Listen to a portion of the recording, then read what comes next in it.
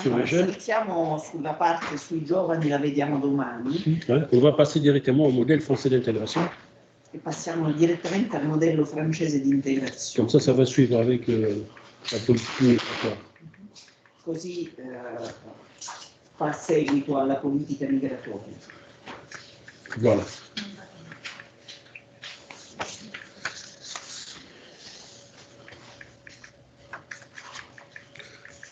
Bon, alors, en fait, il y a une chose qu'il faut comprendre, c'est que la France, lorsqu'on voit ces titres-là, la France entre les désirs d'accueil et des rejets, un certain nombre des États européens s'inscrit dans les désirs d'accueillir, mais de l'autre côté, avec entre les désirs d'accueillir et des rejets en même temps. C'est-à-dire que on est dans des pays où ils s'inscrivent dans une logique d'accueillir les gens, mais de l'autre côté, il y a l'opinion publique qui les incite donc à rejeter les gens.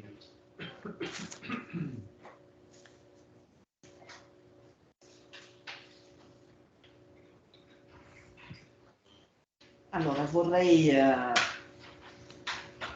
parlare di una cosa, riferendomi a un titolo, la Francia tra desiderio di accoglienza e respingimento. In Europa c'è quel desiderio, volontà di accogliere, però insieme a questa volontà di accogliere c'è anche la volontà di dirigere, di controllare. Esiste questa logica di accoglienza, però l'opinione pubblica incita a rigettare la gente, a respingere la gente. Alors, donc, les modèles français d'intégration, bon, c'est combiné avec l'espagnol, hein, mais comme ça, ils peuvent comprendre. Non? L'italien, l'espagnol? Allora, sulle diapositive sarà spagnolo, però forse riuscirete a capire perché italiano e spagnolo, voilà. Spagnolo forse, no, en fait, l'espagnol c'est pas du tout. Italien, le portugais? Non, le français. Ah. Le français qui a beaucoup de racines latines et donc on comprend plus facilement le français. Mais je l'avais en italien. Je ne sais pas où c'est parti.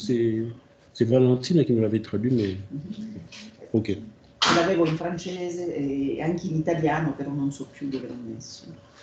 Bon, alors, vous savez, lorsqu'on parle du modèle français donc d'intégration, la France, c'est un pays qualifié d'assimilationniste. Et donc,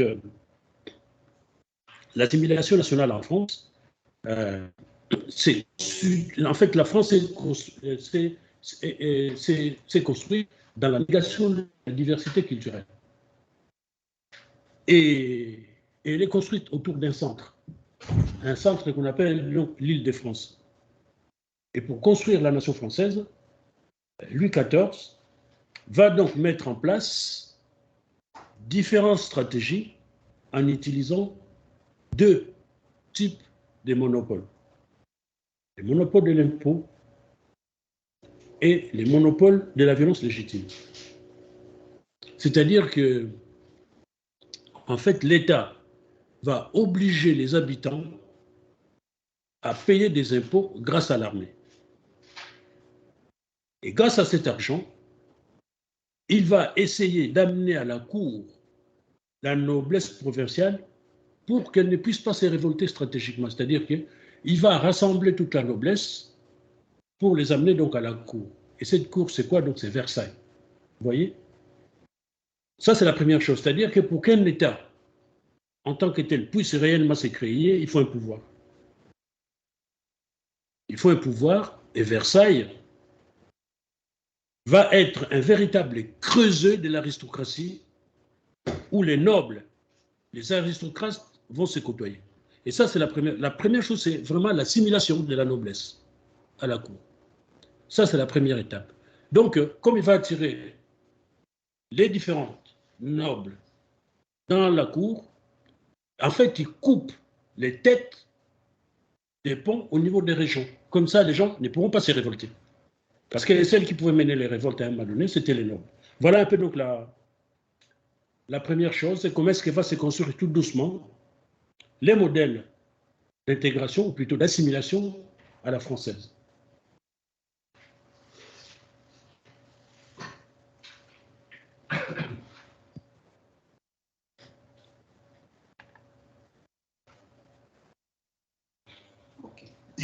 Ça va?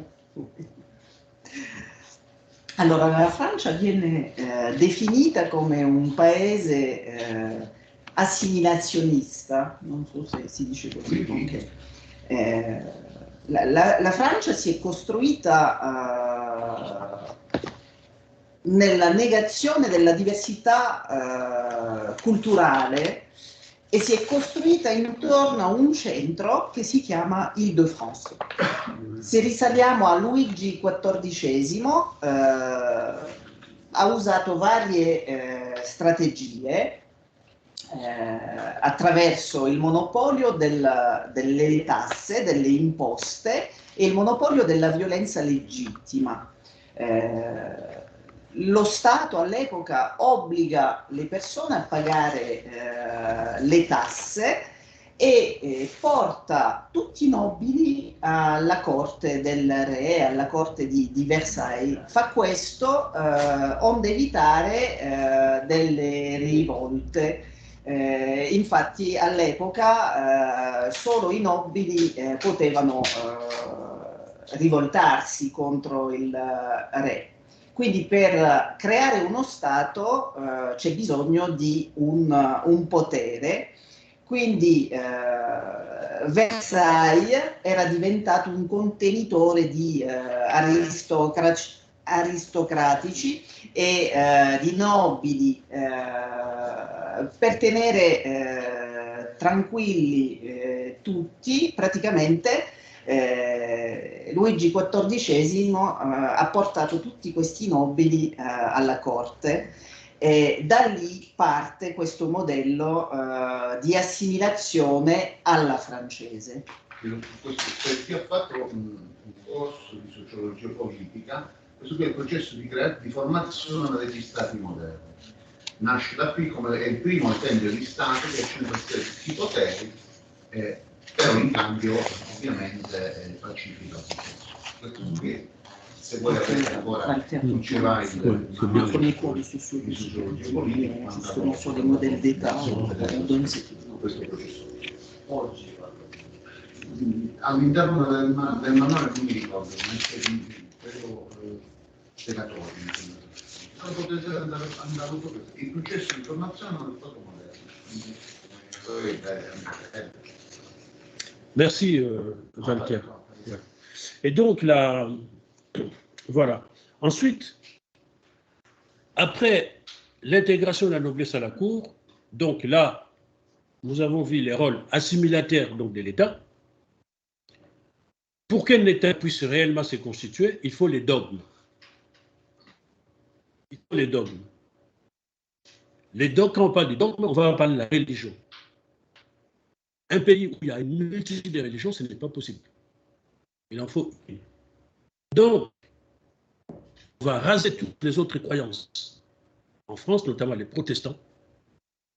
Et lors de la Troisième République, il y aura 98% des catholiques en France. Donc, le catholicisme et les catholiques sera installé en tant que religion chrétienne de la France. Vous voyez? Donc, le territoire sera pacifié religieusement. Et donc, on peut commencer donc à avancer puisque nous tous, nous avons une même croyance, qui est donc la religion. Et quelle religion? La religion catholique. Parce que les protestants vont être chassés. On va les retrouver en Grande-Bretagne, on va les retrouver en Hollande, en Grande-Bretagne, en Espagne. Vous voyez, une partie, c'est-à-dire, seront dispersés. Et donc, la religion catholique sera donc la religion dominante dans cette période. Et à un moment donné, en France, il y aura 98% des catholiques. Quindi dopo questa integrazione della nobiltà alla corte, in più di questo lo Stato ha bisogno di dogmi per potersi costituire, e riuscirà a farlo attraverso la religione. Però bisognerà eliminare tutte le altre religioni, bisognerà tenere un'unica religione, e quindi i protestanti vengono cacciati e si raggiungerà il 98% di cattolici in Francia. Una volta che il territorio sarà pacificato da un punto di vista religioso, si potrà andare avanti attraverso questa stessa credenza, cioè la religione cattolica.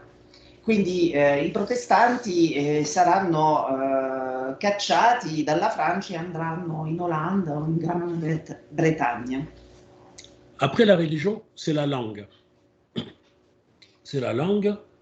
Vous savez, donc là, en France, vous avez, si vous allez du côté de Perpignan, où on avait dansé à la discothèque avec Francesco. Walter aussi. Ah, Walter aussi, on était comme ça, avec Francesco donc, et Walter. Et puis Anna nous regardait, mais ben, nous, on dansait assis. Hein. On n'était pas debout. Hein. Ah oui, nous, on danse assis. Donc voilà. Et ensuite, là, on parlait les Catalans. Hein, vous allez en Bretagne, ils parlaient les Bretons. Vous allez dans le nord de la France, on parlait les Ch'tis. Vous avez vu Bienvenue chez les Ch'tis, les films, je ne sais pas. Benvenuti al Nord. Voilà. Hein, donc c'est ça. Et donc, qu'est-ce qui va se passer? C'est-à-dire qu'en gros, ben, il faut qu'il y ait une langue commune. Et donc, à partir du XVIe siècle, va commencer à fleurir en France des petites académies de province qui va donner lieu justement à faire... Il y aura donc l'Académie française, d'accord? Après, il y aura des petites académies de province. Et donc, on voit bien finalement que à Versailles, les nobles et l'aristocratie vont devenir bilingues. Ils vont parler aussi bien le latin que les français. Parce que jusque-là, l'état civil était en latin. L'état civil sera après rédigé en français. Et donc, voilà donc un pays, après, où on va avoir une seule langue, une langue commune. Donc, on continue, en fait, dans la mise en place d'un modèle assimilationniste ou assimilataire, donc français.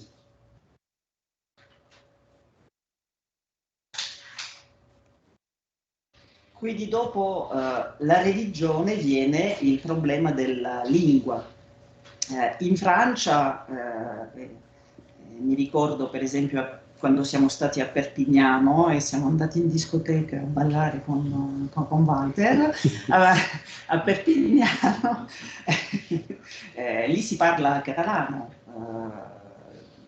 In altre regioni come la Bretagna si parla il bretone, nel nord in Corsica si parla la lingua corsa. Quindi è necessaria una lingua comune. Nel XVI secolo nasce l'Accademia francese e nascono varie piccole accademie di provincia. A Versailles i nobili diventano bilingui, parlano sia il latino che il francese, infatti lo stato civile viene redatto sia in francese che in latino, quindi si fa la scelta di un'unica lingua e una lingua comune, e da qui parte il modello assimilationniste. Et donc, après, on va passer donc... non, il y a quelque chose... Ah, ça y est. Ensuite, donc, nous aurons donc la nation comme territoire. C'est-à-dire qu'on avait des territoires qui étaient assez épars. Donc, il fallait donc resserrer. Donc, là, nous allons assister à la reconstruction de l'administration française. Hein? Et Et donc, il faut que l'État-nation dispose d'un territoire homogène et des cadres géographiques stables. C'est-à-dire que c'est la reconstruction des échelons. Les cantons, la commune, la préfecture et l'administration centrale. Et à chaque fois, il y a un représentant, vous voyez, autour de ces différents échelons.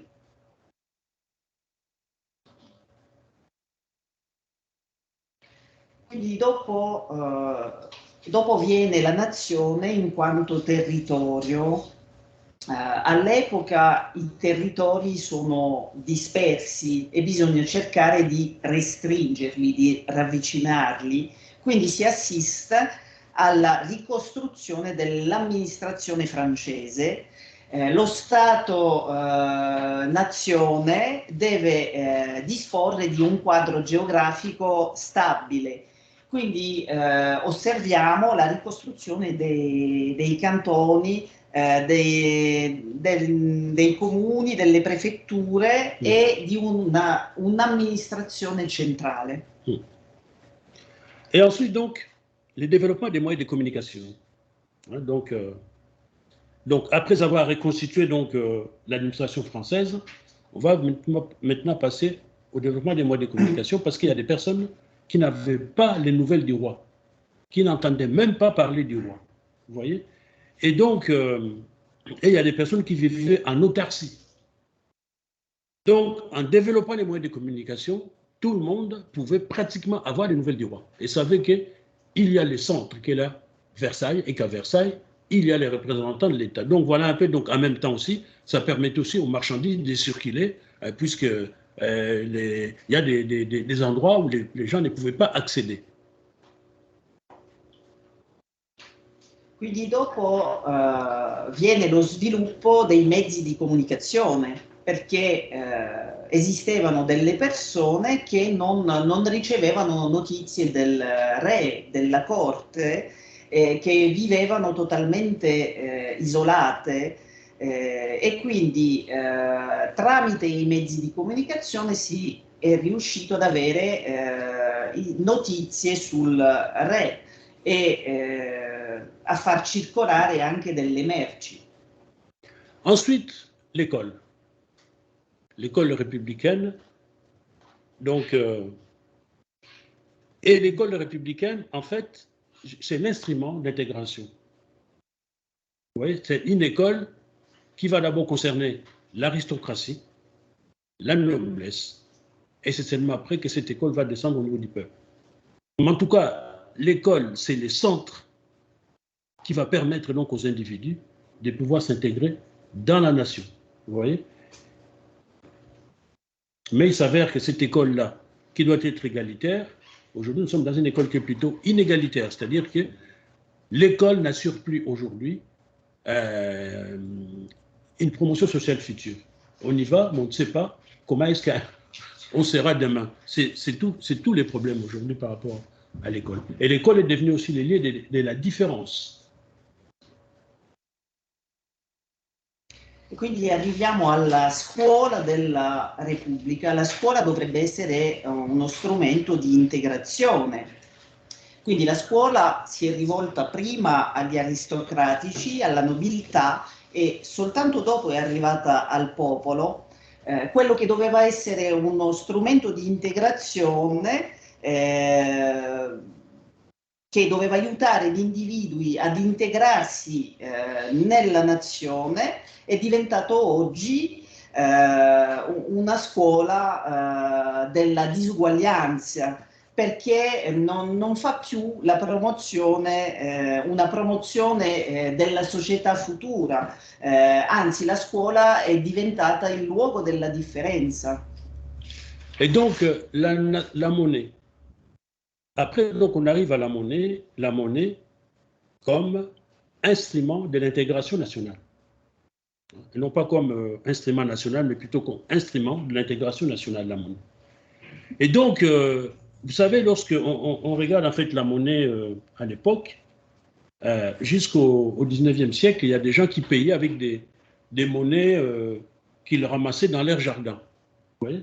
C'est-à-dire que la monnaie ne circulait pas. Lorsqu'on regarde, par exemple, ce qu'on appelle les caisses d'épargne, vous voyez, à la fin du 19e siècle, en France, il y avait à peine 1700, quelque chose comme ça, des caisses d'épargne, alors qu'en Grande-Bretagne, il y en avait déjà 5000. Donc, on voit un peu les niveaux de développement. Et la mise en place de la monnaie montre aussi la force et la puissance de l'État. Et la monnaie, en fait, c'est l'achèvement de ces modèles.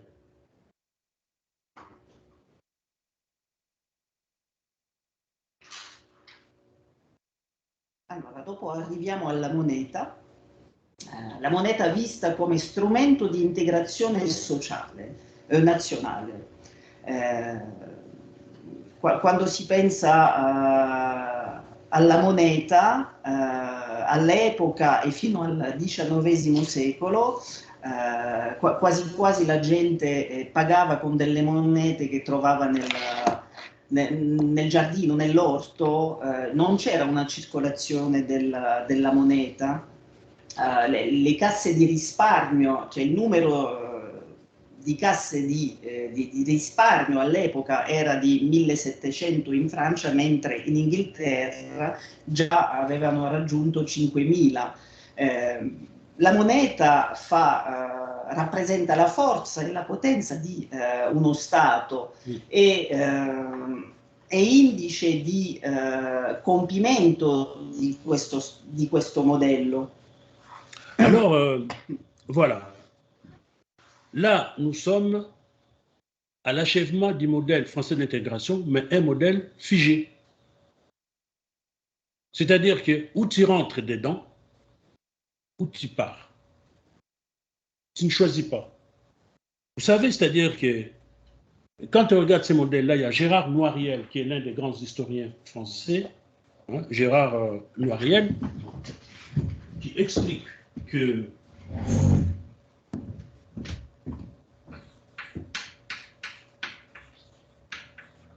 voilà, Noiriel.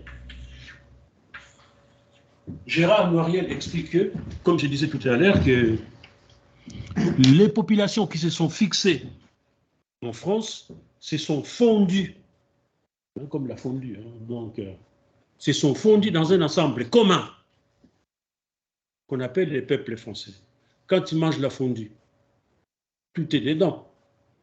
Tu prends, tu mets, tu prends. Donc voilà, fondus dans un ensemble commun qu'on appelle donc les peuples français, mais dans la négation de la diversité culturelle.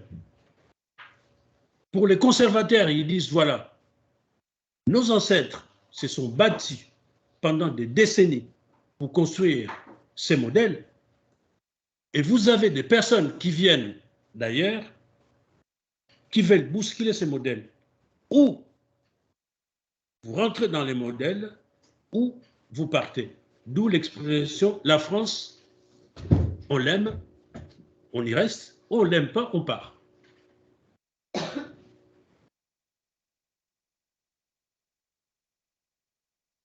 Capito? Sì.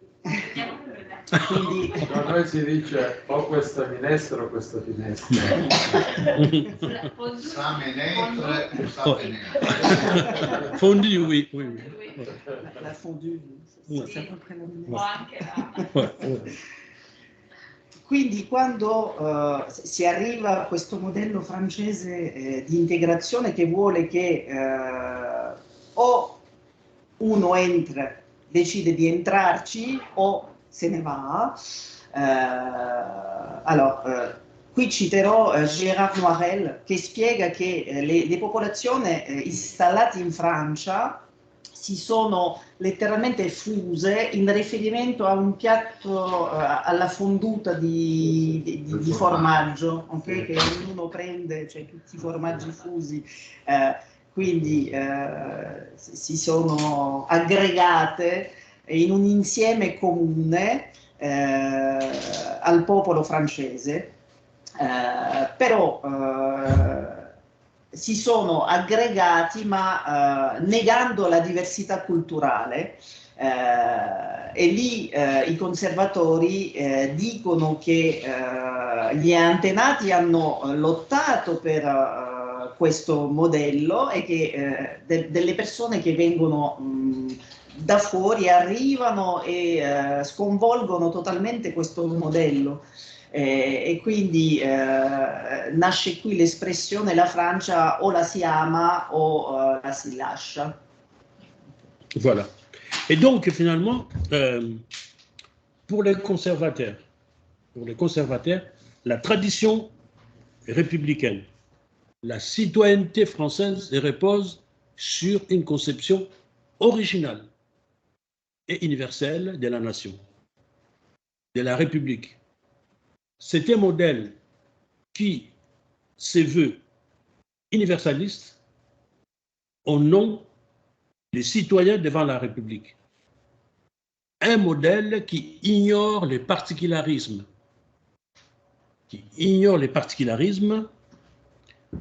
régionaux, particularismes linguistiques, particularismes sexuels. C'est-à-dire un modèle qui ne reconnaît que l'être humain devant la République, pas l'homme, pas la femme.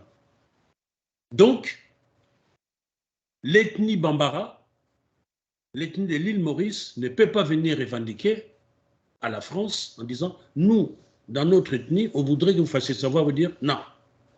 Nous sommes dans un modèle où tout le monde est sur un même pied d'égalité. C'est à chacun de faire l'effort nécessaire pour réussir sa vie, pour entrer. Et l'école est là en tant qu'instrument d'intégration à la nation.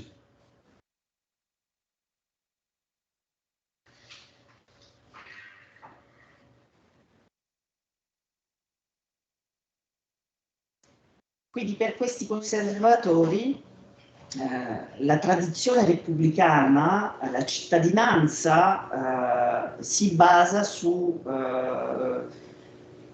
questa concezione universale della nazione, della Repubblica.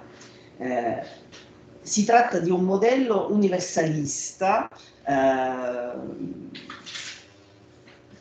fatto in nome dei cittadini davanti alla Repubblica, però questo modello nega i particolarismi regionali, quelli linguistici, quelli sessuali. Per esempio, se mi riferisco alle etnie dei Mauritius, se qualcuno viene in Francia non può rivendicare qualcosa davanti allo Stato francese. Ognuno deve fare lo sforzo necessario per andare avanti e la scuola dovrebbe essere un mezzo di integrazione alla nazione. En fait, en France, il n'y a pas de place, il n'y a aucune place pour l'intégration des communautés. Pour l'intégration, je dis bien des communautés. Ce n'est pas la communauté qui s'intègre, mais c'est moi, seul, face à la République, qui doit faire l'effort nécessaire pour rentrer dans la nation. Vous voyez? Et donc, en gros, ce qu'on dit, c'est quoi? Les communautés doivent s'agréger, doivent se fondre, la fondue encore, vous voyez? Doivent rentrer dans les plats de la fondue et qu'on mange tous dans les mêmes plats. Voilà, c'est ça, la communauté. Donc, doit s'agréger d'une façon ou d'une autre aux valeurs de la République. Mais cela pose problème aux enfants que nous allons étudier demain, aux enfants d'immigrés. Vous voyez, c'est-à-dire qu'en gros, pour les enfants d'immigrés, à qui on oblige de choisir entre la tradition familiale et la tradition républicaine. Vous choisissez ou vous êtes dans la tradition familiale ou vous êtes dans la tradition républicaine. Et la non-conciliation de ces deux voies pousse certains jeunes dans une troisième voie, la rue, la délinquance, vous voyez, et aussi la réussite. Donc voilà, et donc, et aussi l'ethnicité, c'est-à-dire qu'un jeune d'origine immigrée, pour réussir, il faut qu'il revendique son ethnicité.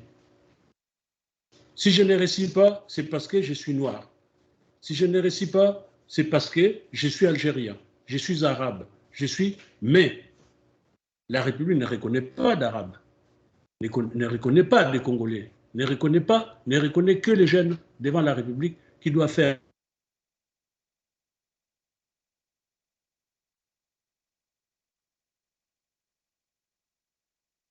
faut que, par rapport à ces jeunes, et d'autres aussi, il y a des Français d'origine. Moi, j'appelle des Français pur porc, qui, en fait, n'ont pas, sont aussi en difficulté au même titre que les jeunes immigrés. Et donc, finalement, la montée et l'exclusion ne coïncident vraiment plus du tout avec la démocratie, ne coïncident plus du tout avec la République. Parce que l'objet de la démocratie, c'est de permettre à que chacun puisse vivre dans des conditions que la société juge décentes. Sinon, ben, on est dans une forme donc, de démocratie des façades. C'est-à-dire, on est dans une société qualifiée de colorblind. Il n'y a pas de différence. Alors que la différence est là. Vous voyez? Aucune différence. Tout le monde est pareil. Tout le monde est sur le même pied d'égalité. Et vous devez lutter de la même manière. Alors que... Non. Nadia.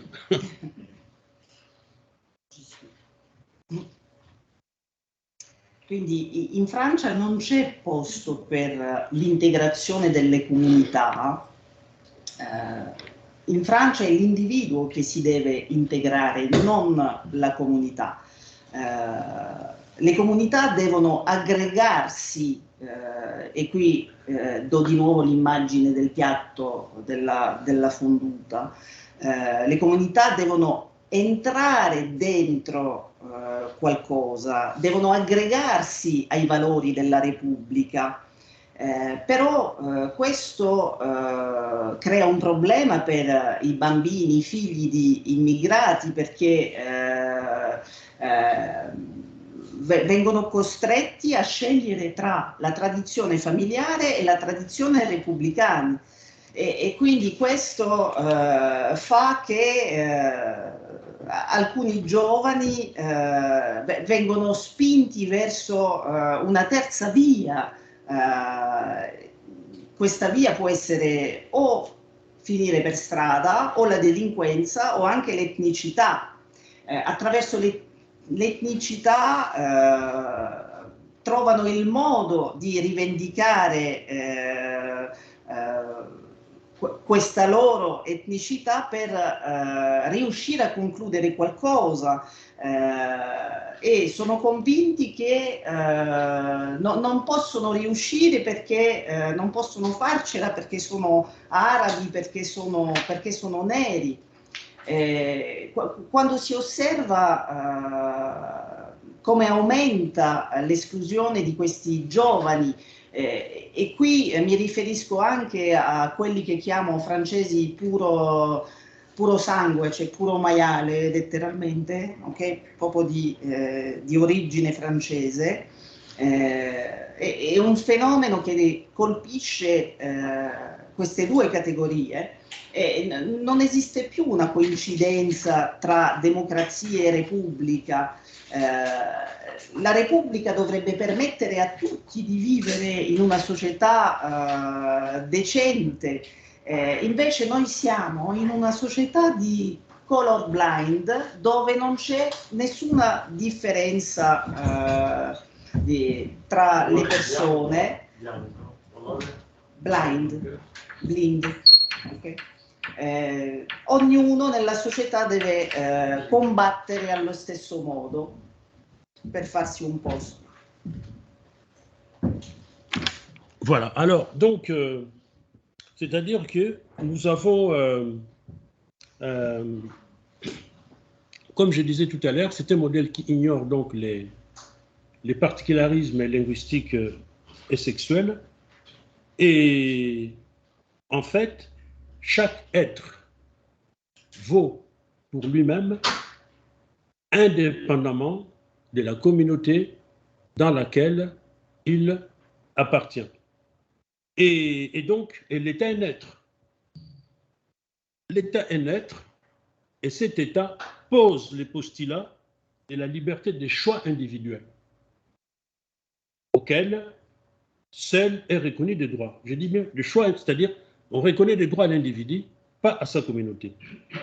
Et donc, finalement, lorsqu'on regarde en fait ces modèles, on se rend compte qu'on peut se poser la question de savoir à considérer tout le monde sur un même pied d'égalité, ceux et celles qui sont handicapés, au départ, ne restent-ils pas pénalisés? C'est-à-dire que puisqu'on part du principe que tout le monde est identique, et comme tout le monde est identique, on va vous mettre sur la ligne de départ et on va vous dire courez. Mais parmi les gens qui vont courir, d'autres sont handicapés. Est-ce que ceux qui sont handicapés ne seront pas pénalisés? Dès lors qu'il n'y a aucune, c'est-à-dire comme il n'y a pas de politique de discrimination positive, on ne va pas commencer à discuter de ça aujourd'hui, sinon on ne finira jamais, mais donc finalement, se pose une question finalement, quand on parle de la liberté, quand on parle de l'égalité, quand on parle de la fraternité, nous avons trois mots qui incarnent la devise républicaine. Mais il s'avère qu'une partie non négligeable de notre société est en situation d'exclusion. Alors, à quoi sert la liberté, l'égalité et la fraternité? Voilà, c'est pour ça qu'on dit un modèle universaliste. Pourquoi? Parce que tout le monde est identique. Tout le monde est sur le même pied d'égalité. Oh, professeur Anna Elia. Rispetto. Quindi questo modello nega tutti i particolarismi linguistici e anche sessuali. Ogni essere vale per se stesso, indipendentemente dalla comunità alla quale appartiene. C'è quest'idea di scelta individuale e qui nasce una domanda. Se noi partiamo dall'idea che tutti sono identici, tutti sono uguali, gli handicappati non vengono penalizzati in partenza rispetto agli altri.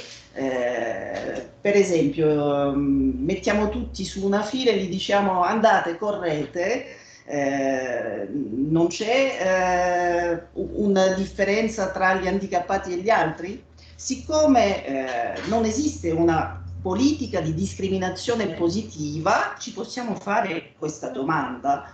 E quindi libertà, uguaglianza e fraternanza è vero che è un motto repubblicano, però è anche vero che c'è una parte della nostra società che viene esclusa e quindi ci possiamo chiedere a che servono queste tre parole.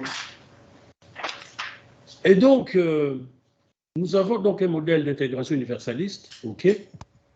Et dans ces modèles, il y a trois conceptions.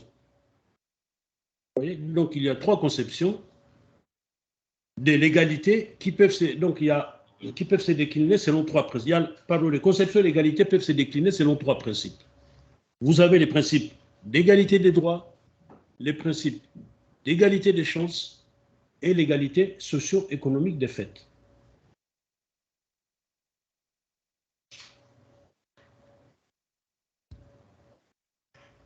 Quindi in questo modello di integrazione universalista esistono tre principi di uguaglianza.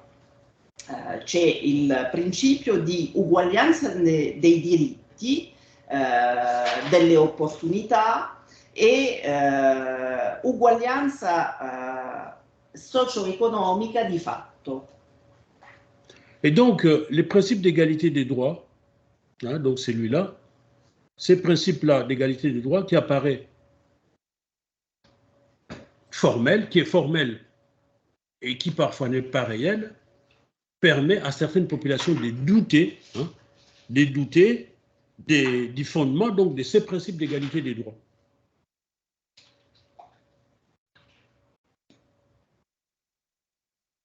Quindi questo principio di uguaglianza dei diritti che è un principio formale, a volte non reale, fa che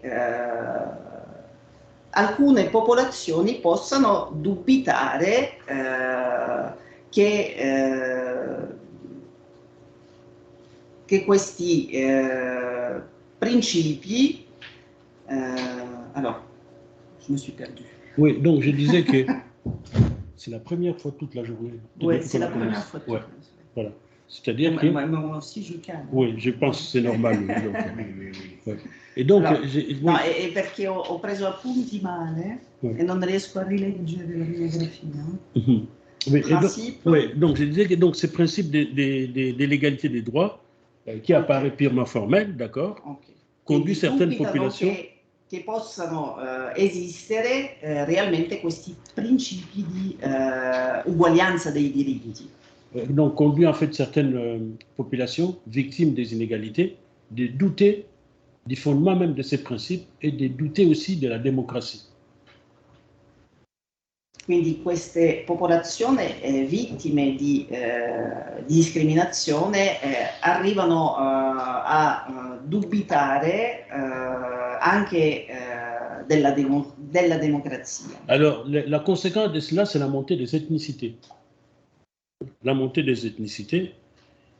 Et cette montée des ethnicités, on va les retrouver un peu demain dans les analyses. C'est-à-dire que, où en fait, pour pouvoir réussir, il faut brandir donc l'étendard de son ethnie ou de son ethnicité ou de ses origines. Quindi la conseguenza di tutto questo è un aumento delle etnicità. È quello che vedremo domani attraverso varie analisi e vedremo che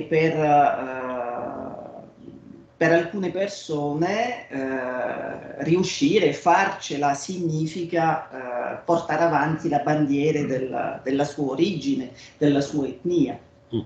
Ensuite, deuxième principe, c'est le principe d'égalité des chances. Le principe d'égalité des chances intervient comme complément du principe des droits.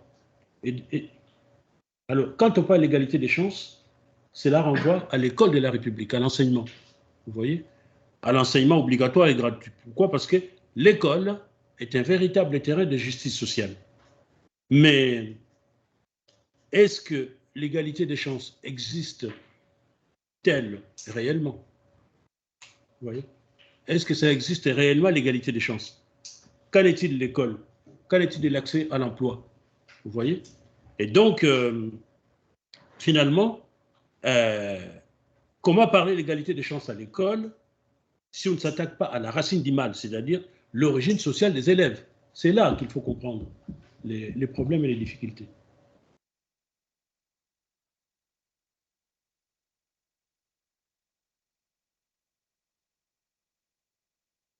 Quindi il secondo principio è quello dell'uguaglianza delle opportunità e un complemento al principio dei diritti.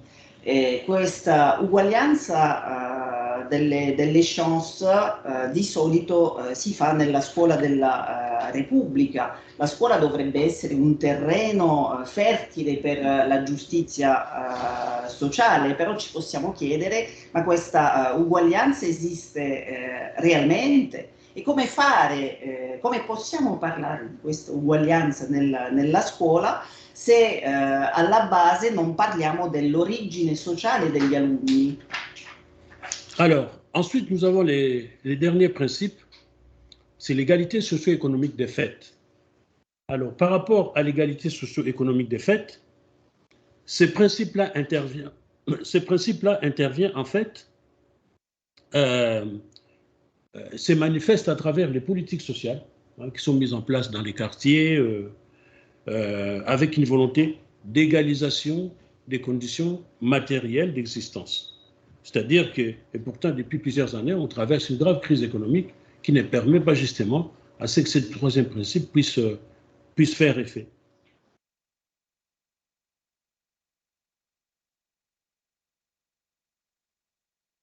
Quindi l'ultimo principio è l'uguaglianza socio-economica di fatto. Questo principio interviene attraverso le politiche sociali, per esempio nei quartieri, e c'è una volontà di appianare le condizioni materiali dell'esistenza, però in questo periodo di crisi questo principio pone problema. Et donc, alors, vous voyez, c'est-à-dire que lorsqu'on regarde ces trois principes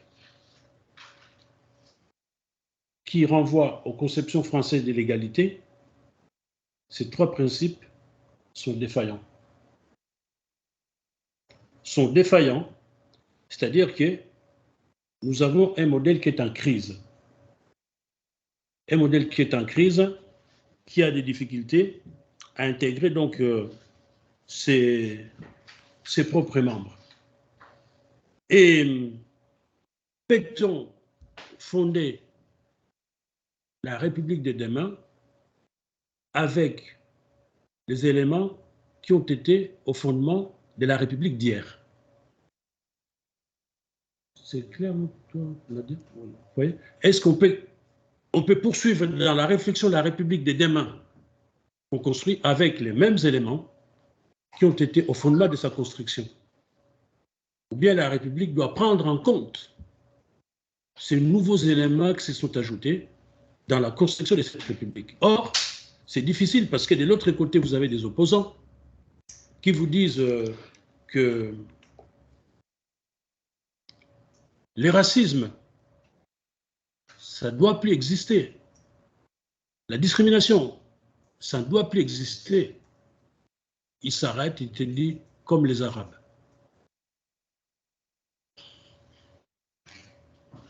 Comme les Arabes. Et il y a un maire qui a dit ça. Les racismes, oui, je suis d'accord, ça ne doit plus exister. 3 points de suspension, comme les Arabes. La laïcité, liberté, égalité, fraternité, il faut les remplacer par liberté, égalité, laïcité. Encore un maire qui a dit ça. Et donc, on voit bien que finalement, la montée des problèmes de discrimination, la montée des racismes est aussi, à un moment donné, liée au discours politique qui est produit. Et on voit comment le discours politique est néfaste dans la construction du vivre ensemble. Et c'est tout le problème de nos sociétés contemporaines. On parle des fake news.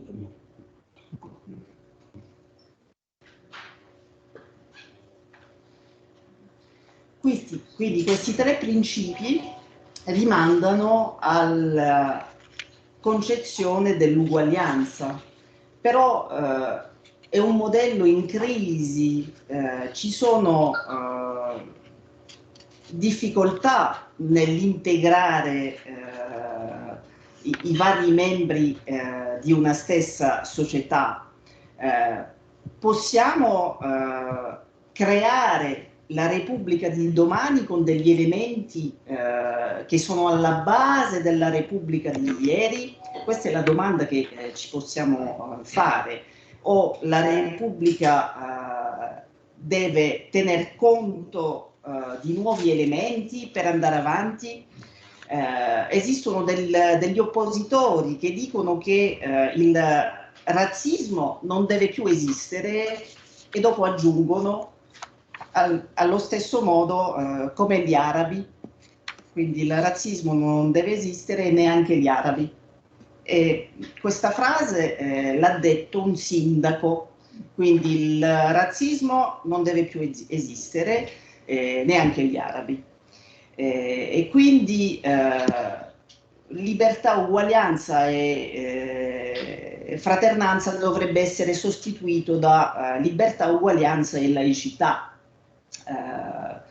L'aumento dei razzismi è legato ai discorsi politici che sono veramente negativi per la costruzione del vivere insieme, E questo è il problema delle nostre società contemporanee. Vous voyez, donc, on a un modèle qui a été formulé sur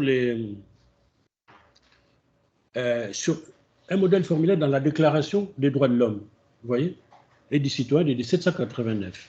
C'est-à-dire que les hommes naissent et des mères libres et égaux en droit. 1789. Rappelez, en 1946, je crois que je dois arrêter. Oui, parce qu'il y a une leçon. On nous met dehors. Madame doit fermer la classe, la salle. Okay, alors, voilà, rappelez donc on nous met dehors. En 1946 et en 1958. Voilà. On continuera demain matin. Quindi ricordo il modello formulato nella Dichiarazione dei diritti dell'uomo e del cittadino del 1789, che gli uomini nascono e rimangono liberi e uguali in diritti, che è stata riformulata nel 1946 e il 1958. Alors, juste un dernier mot. Un'ultima parola. Juste une ultime parole, voilà. C'est-à-dire que voilà un modèle qui est présenté comme universel, et on va donner une injonction qui est adressée, d'accord, aux immigrés à leurs descendants pour qu'ils se conforment à un schéma assimilationniste, alors que le modèle lui-même est en faillite. Comment croire à un modèle qui est en faillite lorsqu'on me dit « tu dois être assimilé ». Mais comment voulez-vous que je m'assimile alors que je n'arrive même pas à trouver du travail, je n'ai rien? Quindi si tratta di un modello universale e si obbliga gli immigrati a conformarsi a questo modello assimilazionista che è un fallimento totale. Quindi com'è possibile chiedere alla gente di adeguarsi a un modello fallito? Voilà, il fallait qu'on passe par là pour comprendre un peu la révolte des jeunes issus de l'immigration en France. Quindi bisognava passare prima da queste premesse per capire la rivolta di questi giovani in Francia. Voilà. Bonne soirée. Allora, spero vivamente che anche voi da lontano siete riusciti a seguire.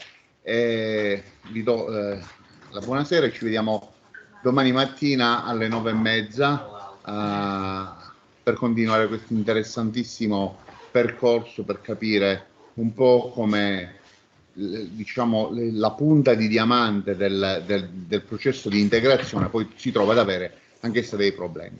Grazie a Mestre Jouvin, grazie a Nadia che un po' chissà se può, ecco, chiudiamo Nadia a volte e arrivederci, va bene? Valenti, ti mando le frequenze appena posso, va bene? Grazie.